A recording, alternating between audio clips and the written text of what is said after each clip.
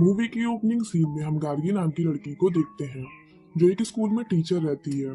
Gargi middle class family से belong करती थी। साथ ही गार्गी की शादी आनंद नाम के लड़के से फिक्स हो गई थी। कुछ टाइम बाद इन दोनों की शादी होने वाली थी। सब कुछ ठीक चल रहा होता है। एक दिन गार्गी स्कूल जाती है और लंच टाइम में लंच करते हुए पेपर चेक कर रही होती है। तभी टीवी पर न्यूज आती है कि एक अपार्टमेंट में 5 लोगों ने मिलकर एक 9 साल की लड़की का रेप कर दिया है। 4 लोग अलग स्टेट से थे, पर एक आदमी उसी अपार्टमेंट का वॉचमैन था। ये सुनकर गार्गी के पास बैठी टीचर कहती है कि इन लोगों को तो फांसी होनी चाहिए। इसके बाद गार्गी घर वापस आ जाती हो और नोटिस करती है कि उसका फादर और छोटी बहन अभी तक घर वापस नहीं आए हैं। थोड़ी देर बाद गार्गी की छोटी बहन आती है। गार्गी उसे डांटने लगती है और पूछती है कि तुम इतनी देर कहाँ थी। गार्गी की छोटी बहन बताती है कि वो जब घर आ रही थी तब शांति अपार्टमेंट के पास बहुत भीड़ थी और वहां पर पुलिस भी थी। ये सुनकर गार्गी और उसकी माँ शॉक हो जाते हैं क्योंकि इस अपार्टमेंट में गार्गी के फादर वॉचमैन का काम करते थे। गार्गी तुरंत अपने फादर को कॉल करती है, लेकिन गार्गी के फादर का कॉल नहीं लगता है। इसलिए गार्गी अपने फादर को देखने के लिए अपार्टमेंट के पास जाती है जहाँ पर कोई भी नहीं रहता है।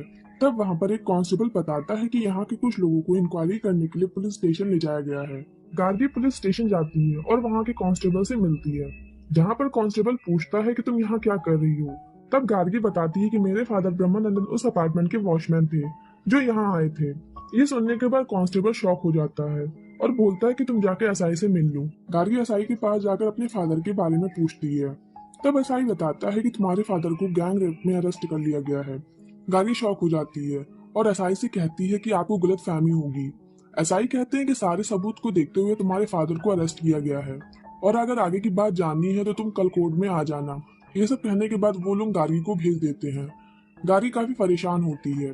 फिर गार्गी भानु प्रकाश नाम के लॉयर को कॉल करके सारी बात बताती है। भानु प्रकाश गार्गी को समझाते हैं कि मैं तुम्हारे फादर को बचा लूंगा, तुम परेशान ना हो। अगले दिन जब गार्गी कोर्ट के लिए घर से निकल रही होती है तब उसे कुछ मीडिया वाले घेर लेते हैं और उसके फादर से रिलेटेड क्वेश्चन पूछने लगते हैं, जिसका आंसर गार्गी के पास नहीं था। गार्गी वहां से चली आती है और कोर्ट पहुंचने के बाद गार्गी देखती है कि उसके फादर के फेस पर काले कपड़े से कवर किया गया है और पब्लिक उनको फांसी देने के लिए कह रही होती है। इस तरह गार्गी अपने फादर से नहीं मिल पाती है।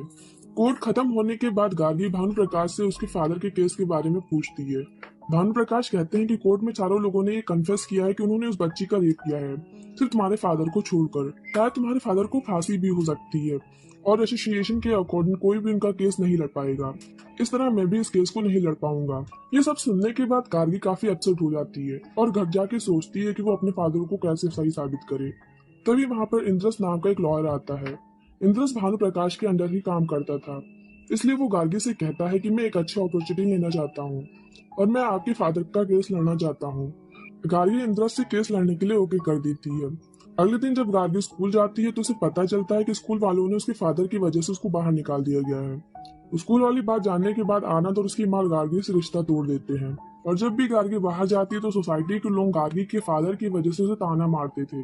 गार्गी और उसकी फैमिली काफी कुछ फेस कर रही होती है, लेकिन गार्गी हार नहीं मानती है और अपने फादर को बाहर निकालने की कोशिश करती है। इसी बीच भानु प्रकाश को पता चल जाता है कि इंद्रस गार्गी के फादर का केस लड़ रहा है। भानु प्रकाश इंद्रस को बहुत डांटते हैं और बोलते हैं कि तुम्हें इस केस के बारे में कुछ नहीं पता है। अगर तुम इस केस को हार गए तो तुम्हारा फ्यूचर डेंजर में आ सकता है। लेकिन फिर भी इंद्रस इस केस को लड़ता है।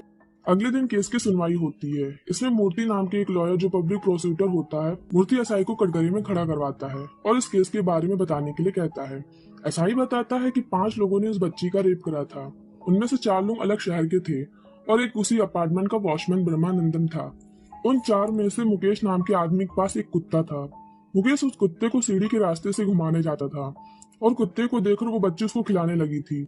बच्चे को अकेला देखकर मुकेश ने अपने दोस्तों के साथ प्लान बनाकर उस बच्ची को सीढ़ी के पास लाकर उसका रेप कर दिया और वो लोग वहां से भाग गए थे। अगले दिन बच्ची को अकेला पाकर ब्रह्मानंदन ने उसका रेप करके उसके फादर को उसकी बच्ची को दे दिया।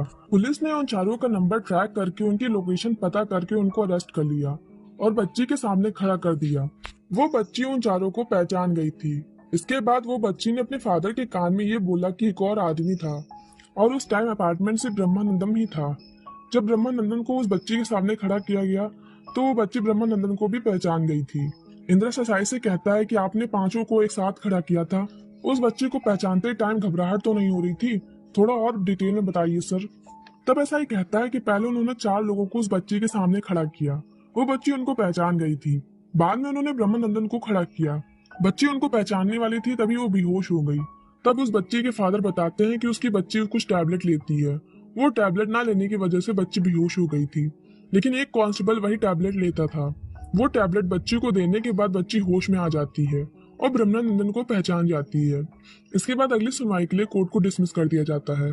वहां से आने के बाद इंद्रस उस टैबलेट की डिटेल लेकर सर्च करने लगता है, जहां उसे पता चलता है कि बच्ची ने उस टाइम जो टैबलेट ली थी वो हाई पावर की थी, जिससे उस बच्ची को ओवरडोज हो गया था, जिससे उसका ब्रेन कंट्रोल में नहीं था।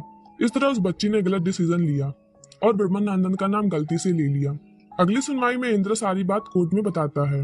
मतलब इंद्रस ब्रह्मानंदन को सही साबित करने की कोशिश कर रहा था। जज कहते हैं कि 7 दिन के अंदर ही इस केस को फिर से इन्वेस्टिगेशन करी जाएगी और फिर उस बच्ची के होश में आने के बाद ब्रह्मानंदन को खड़ा किया जाएगा। इसके बाद गार्गी और इंद्रस ब्रह्मानंदन से मिलने जाते हैं। गार्गी अपने फादर को ऐसी हालत में नहीं देख पाती है और वहां से चली जाती है। तब इंद्रस ब्रह्मानंदन से पूरी बात पूछता है। तब ब्रह्मानंदन बताता है कि वो रोज 6 बजे की तरह अपनी ड्यूटी कर रहा था, लेकिन उस दिन उसका साथी मणिक्यम छुट्टी पर था, इसलिए उसको नाइट शिफ्ट भी करनी पड़ी थी। मैंने उस बच्ची को 6:30 बजे सीढ़ी के पास देखा और उस बच्ची को उसके फादर के पास ले गया। मुझे नाइट ड्यूटी करनी थी, इसलिए मैंने ड्रिंक कर ली थी और उस दिन मैं वहां अकेला था, जिसकी वजह से वो छोटी बच्ची मुझे गलत समझ बैठी। इसके बाद इंद्रस मणिक्यम से पूछता है कि वो उस दिन कहाँ गया था। मणिक्यम कहता है कि उस दिन मेरी बेटी को लड़के वाले देखने आए थे, इसलिए मैंने ड्यूटी से छुट्टी ले ली थी। अगले दिन गार्गी और इंद्रस उस बच्ची से मिलने उसके घर जाते हैं, जहाँ पर गार्गी उस बच्ची के फादर से कहती है कि शायद आपकी बच्ची को गलत फहमी हुई है, क्योंकि आपकी बच्ची ने लास्ट टाइम मेरे फादर को देखा था। तब वहां पर उस बच्ची के रिलेटिव गार्गी को धक्के मारकर बाहर निकाल देते हैं। अगले दिन कोर्ट में उस बच्ची के सामने ब्रह्मानंदन को खड़ा किया जाता है, लेकिन वो बच्ची ब्रह्मानंदन को देखकर बेहोश हो जाती है और उस बच्ची को हॉस्पिटल में एडमिट करा जाता है। और जज कहते हैं जब तक बच्ची ब्रह्मानंदन को पहचान नहीं जाती तब तक ब्रह्मानंदन को जेल से रिहा किया जाता है। इस तरह ब्रह्मानंदन घर वापस आ जाता है और गार्गी थोड़ी खुश रहती है। इधर उस बच्ची का फादर ब्रह्मानंदन को मारने के लिए उसके घर आता है, लेकिन वो ब्रह्मानंदन की छोटी बेटी को देख लेता है, जिससे वो अपनी बेटी को याद करने लगता है और वहां से चला जाता है। इसके बाद ब्रह्मानंदन से मिलने माणिक्यम आता है। माणिक्यम ब्रह्मानंदन से बात करता है। थोड़ी देर बाद गार्गी माणिक्यम से उसकी बेटी के बारे में पूछती है। माणिक्यम कहता है कि उसकी बेटी किसी और के साथ भाग गई थी। तब गार्गी थोड़ा हैरान हो जाती है और पूछती है कि आपकी बेटी को तो लड़के वाले देखने आए थे, उसका क्या हुआ। तब माणिक्यम बताता है कि उसकी बेटी ने उस रिश्ते को कैंसिल कर दिया, जिससे वो काफी डिस्टर्ब हो गया था और ड्रिंक कर ली थी। तब उसने ब्रह्मानंदन को कॉल करा। ब्रह्मानंदन ने उसे अपार्टमेंट बुलाया। उन लोगों को सीढ़ी पर बच्ची मिली। तब ब्रह्मानंदन ने उनसे कहा कि तुमने ड्रिंक करी है, इसलिए तुम इस केस में फंस सकते हो, मैं ऐसे हैंडल कर लूंगा।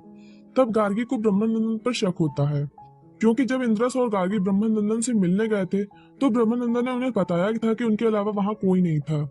तब गार्गी अपने फादर से इस बारे में पूछती है, लेकिन ब्रह्मानंदन यही बताते हैं कि उसके अलावा वहां पर कोई नहीं था। तब अगले दिन गार्गी उस बच्ची के सामने ब्रह्मानंदन के साथ कुछ और बुरे लोगों को खड़ा करती है। वो बच्ची ब्रह्मानंदन को पहचान जाती है।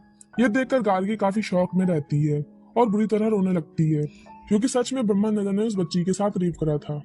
और ब्रह्मानंदन समझ जाता है कि गार्गी को सब पता चल गया है, इसलिए वो गार्गी के सामने हाथ जोड़कर उससे माफी मांगने लगता है और काफी रोने लगता है। इस तरह हमारी मूवी का एंड हो जाता है। दोस्तों, अगर आपको ये मूवी अच्छी लगी हो तो लाइक कमेंट जरूर करें। Yeah.